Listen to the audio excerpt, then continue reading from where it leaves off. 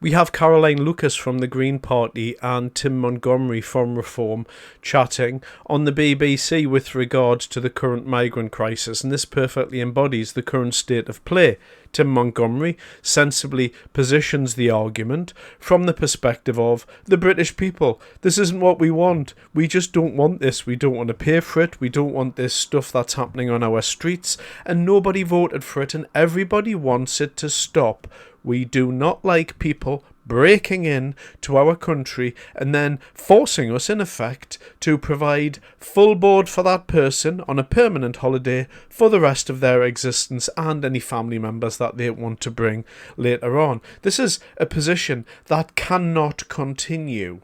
Ordinary British taxpayers should not have to pay for this because our governments en masse have completely lost control of our borders, and it's this more than anything else that signifies to the people that, in essence, the government are not in control. If they were in control, they would be able to stop this, but they are not in control. We are not a sovereign nation. We, in fact, did not leave Europe when we had the Brexit vote and we had the pretend Brexit happen.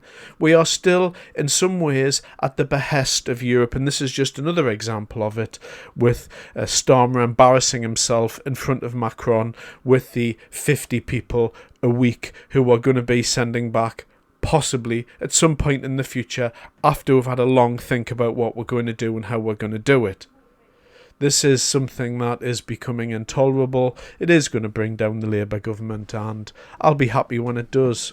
Reform is talking the language of the average voter like no one else is. Certainly much more than the Green Party, Caroline. He is exploiting grievances. That's what he does so well. He finds a grievance and he then hones in on it, and that is really what reform is about. It's about bitterness and anger and pushing against the establishment. And I'm all in favour of saying that the establishment needs to change one hell of a lot, but simply doing that through exploiting grievance, I think, is actually dangerous. Because how long have we been trying to smash, the drug cartels? How long have we been trying to, smash the groups that use ransomware against British companies?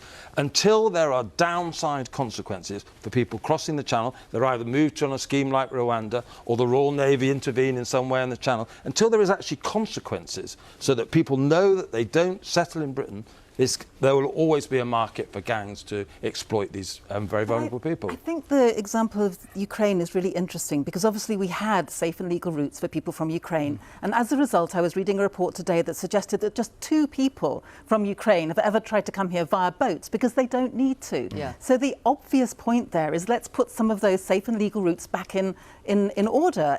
And the government's doing the opposite. Just a couple of weeks ago, they actually cancelled one of the schemes that had been working from Afghanistan. And we know that Afghanistan is one of the key countries from which people are coming. There's a limit to the amount of people we can take there, Caroline. Ukraine's at war. I'm very proud that we have taken people from Ukraine, but we can't take people from every part of the world. Many countries are at war, and that's why I come back to saying we need a European-wide way of dealing with this. Because I can just say one thing, which is that the numbers now are causing deep concern. When the climate crisis hits harder, we are going to have numbers on a completely different scale. Yeah. So we need to start getting this right. But the underlying problem is that we have, a week or so ago, we had 2,500 people crossing the English Channel, breaking into our country illegally. The British people... Not breaking in. Oh, well, it effectively is, I'm afraid, Caroline. It really isn't. If you don't people have a right to claim asylum. If you don't let them do it in any kind of legal way, then the only way they can do it is by taking their life in their hands and getting on one of those boats. That language that you're using is exactly what I'm talking about. Breaking into this country. That is what the average British person thinks about what's happening. People coming into our country illegally with the authorities just welcoming them in and putting them into hotels. That is what causes. I won't defend what happens in Ballymena. I won't defend what happens in that situation in Northern Ireland tonight. But it's people feeling their country isn't being secured properly. Language matters, and the underlying policy matters. Let me just finish. Well, yes, but what you've just said is absolutely stirring things up worse with the language that you're using. People are allowed to come here to claim asylum. If their asylum application is not granted, then I will agree with you that they're staying illegally. But until that point, they have a right under international law to come and claim asylum. Okay. And time again, what we see is the law being used against us. We see the Supreme Court, the ECHR, all of the international courts and everything else, time and time again working against what I would say are the wishes of the people of this country generally. We voted to leave the European Union, and regardless of what international laws that we have to subscribe to, I don't believe that there is an international law that says that anybody that just arrives on your country's doorstep, that you have to take care of those people for the rest of their lives. This isn't correct.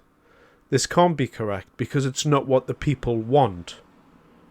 And so these lawfare arguments, when you boil these arguments down, the argument starts, then we get the position of the British people, then the person turns around at the end of the argument and says, blah, blah, blah, it's the law.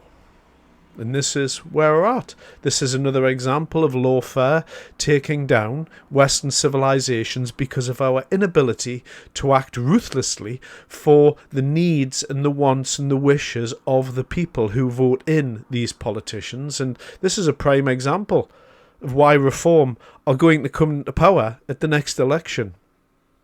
And it can't happen soon enough, in my opinion. Anyway, thanks very much for your time.